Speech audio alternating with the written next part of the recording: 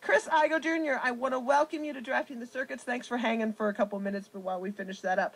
Welcome. We're so glad you're here. Tell us about yourself, sir.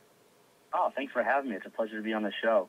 I'm basically just a local short track racer. Right now I'm racing at Seekonk Speedway in the Super Truck Series. So it's been a long journey. Started racing when I was 12 years old, but here we are. So we're out there having fun right now. I love that. Now, first of all, tell us, for those who don't know about your local track, what state are you in, sir? Massachusetts. You're from Massachusetts? Southern Massachusetts, yep. Southern Massachusetts. I want to talk about your start, and I heard you just say it. You were 12 years old, and that sort of puts a little notion in my ear. I know I'm near the Pocono International Raceway where we have some sprint racing there. I see kids as young as 5 and 6, and you said you started out at 12. Did you find that to be a little intimidating where kids had more experience than you, or where you are, is that about the age people get started? No, same thing as down south. A lot of people do get started at a very young age.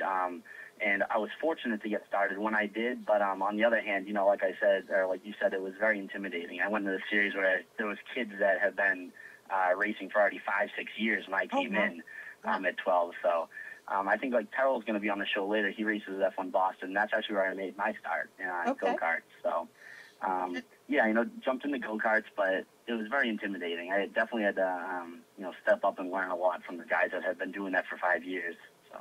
Now, I see that you give me a little bit of information that in 2007 you were first place in championship points in that F1 Boston indoor karting that you did.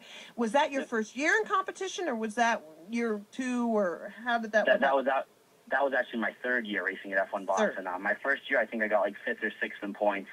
Second year moved up a little bit, and that was actually my 3rd year in the 1B class.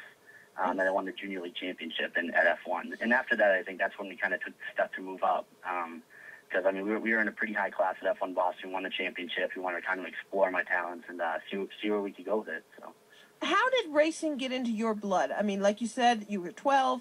I know that in your area, more about boxing or MMA or, baseball, football, whatever, but why racing for you, and where did you get that bug, and how did you bring it to fruition that you got to get behind a race car?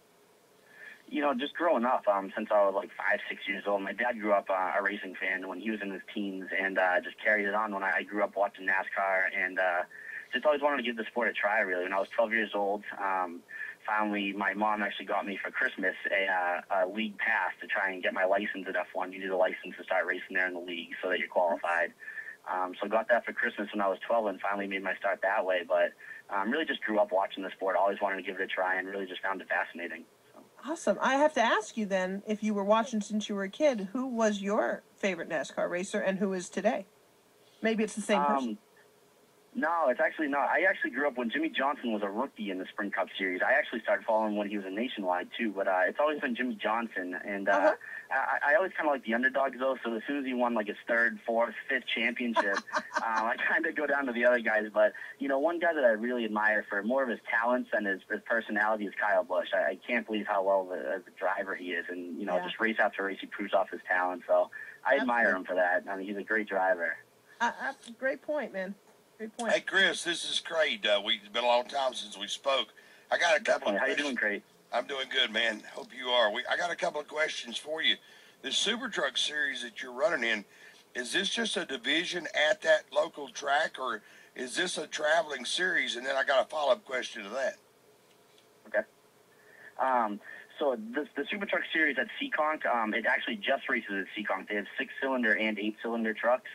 Now, I have an 8-cylinder, but the 6-cylinder trucks can actually travel to Beech Ridge up in Maine. They have they have different sanctioned tracks for the 6-cylinders. My 8-cylinder series is only at Seekonk, so right now we're just sticking to Seekonk. It's pretty local instead of traveling, a ways. We have a limited budget, so staying local, trying to have some fun, running a partial schedule with that. Okay, real cool. Now, I asked that because this year I became involved with the Southeast Super Truck Series. It's this is their inaugural year. We got a 10-race series traveling over 5 different tracks, and we just had our 2nd race of the year. So, we just run V8s in our class, but then again, there's different types of motors. that's controlled by carburetors and weight, and to try to make everybody equal. But just curious about what the deal was up there. Yeah, I mean, like I said, we do run 6 and 8s. The 6s, you know, they're a lot slower on the straightaways, but they can really get into the corner faster and out faster. So we made the decision just to go with the 8 based on who we knew, who we'd get the best deal off of. So, you know, we're a lot faster on the straightaways than the 6 cylinders, but, you know, they can beat us off the corners a little bit. So it makes for good racing, though. But, yeah, so right now we're just at Seekonk with those. Well, that's great. How many races have you run this year?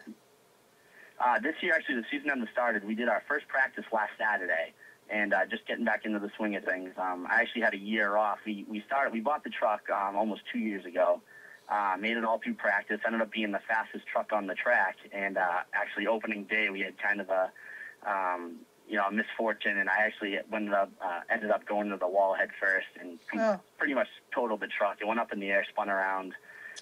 So really disappointed. We put a ton of work into the whole operations getting ready for that. So just kind of taking it slow. The truck's 100% ready to go, rebuilt, new body, everything, completely redone. So I've been so fortunate, just, you know, from all the support from my family, my friends, everyone, to get back to where we are now. So, you know, first practice in over a year was last Saturday, and we did real well. Just stepping back into it slow, just breaking in the truck again, getting the groove back. But second practice is actually this Saturday.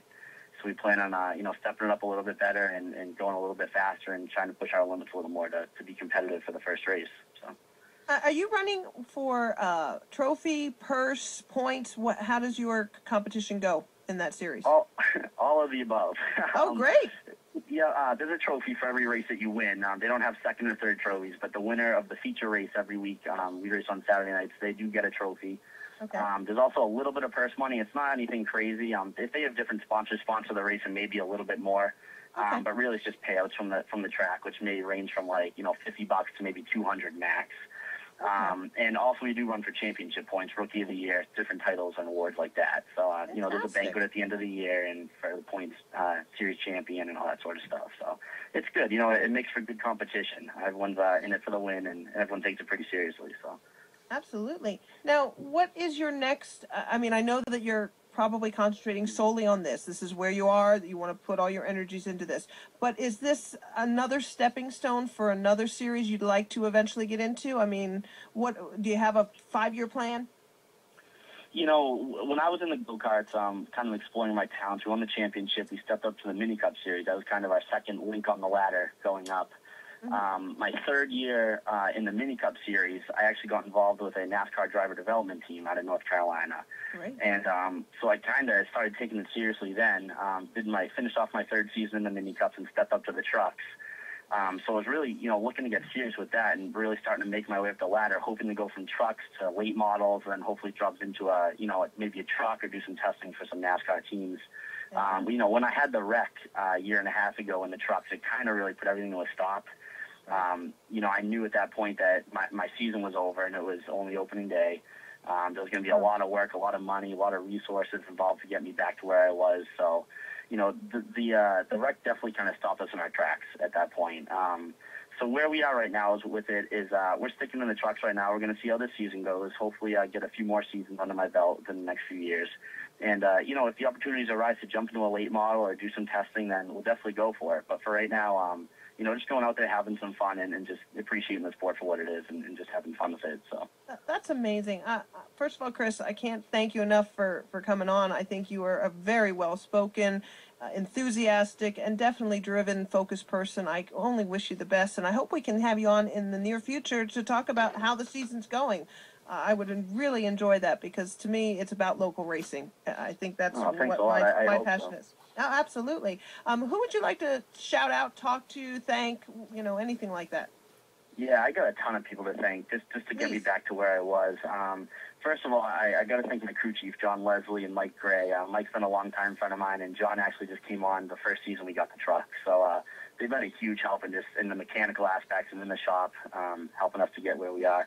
But I've also just really got to thank my mom, my brother John, my stepdad Tom, my dad Chris Sr., you know, everyone just played a huge part. But, you know, I also got to thank my sponsors, too. Without them, I wouldn't be where I am and have the money to rebuild the truck and all that. Amen.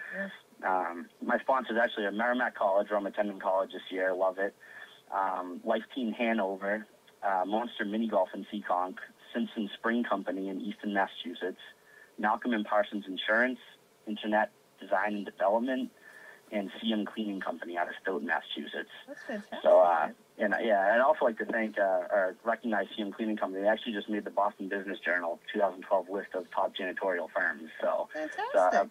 yeah, pretty big award for them. So I just want to give them a shout out for that. Very cool. Very cool. It doesn't matter what level racing you're at. You got to have sponsors to make it happen. Absolutely great. Nobody knows that more than you guys. So, Chris, thank you. Continued success. I wish you a very excellent season. You know, after what you have been through, hopefully that's all behind you and only clear, you know, so to speak, skies sailing for the rest of the season and beyond. And I mean it sincerely. I want to have you back. Want to see how that season treats you.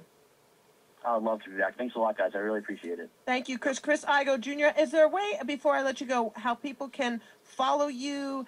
Can they reach out to you through social media? Is there anything like that? Yeah, definitely. I have a Facebook page. You guys can just all go on and friend me. I'm always open to conversation stuff, fan chat. Get a lot of fan mail, too. You can send it to 32 Washington Street in Stoughton. I can send you guys an autograph card. And I also have a website, IGO racing.com. Sweet. Good luck to you, the Chris. man. Yeah, good luck indeed, and I look forward to talking to you in the near future, man. All right, thanks a lot, guys. Thanks, Chris. Bye. Sinister, you were quiet. I was letting you roll. I was trying to up you because you know. I thought he fell off the chair again. You know. No. Well, you know, Chris Igo. I've known this guy for the last couple of years. Right. This is a guy that, you know, I really felt for him last year after that wreck because I just saw him like just a couple of weeks previous. Because here in Massachusetts, our official kickoff of spring, one of the things is the World of Wheels, and this is a car show that comes to the convention center in Boston, and everybody brings their race cars and all their hyped up cars there. You know, the old cars are all there. And I had saw Chris Igo there with the truck. He was all excited. They were ready to go. You know, I saw Chris Sr., and it was just, you know, he was so ready to go. And then you see this video and you hear about it on Facebook, and it was just, I just felt so bad because I know how much work they put into that truck, the sponsors they had landed. And it's great to see that all those sponsors came back and then some to help him get back to where he needs to be right now. So.